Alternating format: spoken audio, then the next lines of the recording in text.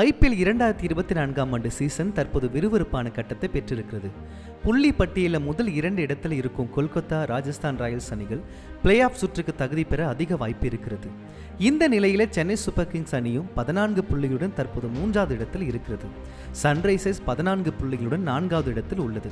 இந்த நிலையிலே CSK அணி பிளே ஆஃப் சுற்றுக்கு செல்ல வேண்டும் என்றால் பெங்களூரு அணிக்கு எதிரான லீக் ஆட்டத்தில் கண்டிப்பாக வெற்றி பெற வேண்டிய நிலைக்கு தள்ளப்பட்டிருக்கிறது.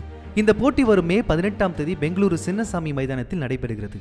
RCB அணி முதலில் தோல்வியை தழுவினாலும் பிறகு தொடர்ந்து 5 போட்டிகளில் வெற்றி பெற்று தற்போது பிளே ஆஃப் பந்தயத்தில் இணைந்திருக்கிறது. இந்த சூழலில் மே 18ஆம் தேதி பெங்களூருவில் மழை பெய்ய அதிக வாய்ப்பு இருப்பதாக தமிழ்நாடு வெதர்மேன் பிரதீப் ஜான் எச்சரிக்கை விடுத்திருக்கிறார். இது குறித்து கருத்து தெரிவித்துள்ள அவர், கோடை மழை தமிழ்நாடு, கேரளா, பாண்டிச்சேரி மற்றும் பெங்களூரு ஆகிய பகுதிகளில் நல்ல முறையில் தொடங்கியுள்ளதாக தெரிவித்துள்ளார். நல்ல வேளை நேற்று டெல்லி RCB அணிகள் மோதிய பொழுது மழை குறுக்கிடவில்லை என்றாலும் போட்டி முடிவடைந்த பிறகு பெங்களூரில் பல்வேறு பகுதிகளில் மழை பெய்ய வாய்ப்பு இருப்பதாக சுட்டிக்காட்டியுள்ள பிரதீப் ஜான் மே 15ஆம் தேதி முதல் சென்னையில் மழை பெய்ய வாய்ப்பு இருப்பதாக குறிப்பிட்டுள்ளார். இதே போன்று வரும் 18ஆம் தேதி CSK RCB அணிகள் பெங்களூரில் மோதும் ஆட்டமும் மழையால் பாதிக்கப்பட வாய்ப்பு இருப்பதாக அவர் கூறியிருக்கிறார்.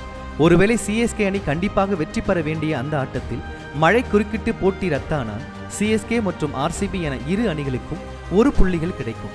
இதன் மூலம் CSK அணி 15 புள்ளிகள் பெறும், RCB 13 புள்ளிகள் பெறும். இந்த சூழலில் லக்னோ அணி டெல்லி அல்லது மும்பை அணிக்கு எதிரான ஆட்டத்தில் ஒன்றில் தோற்க வேண்டும்.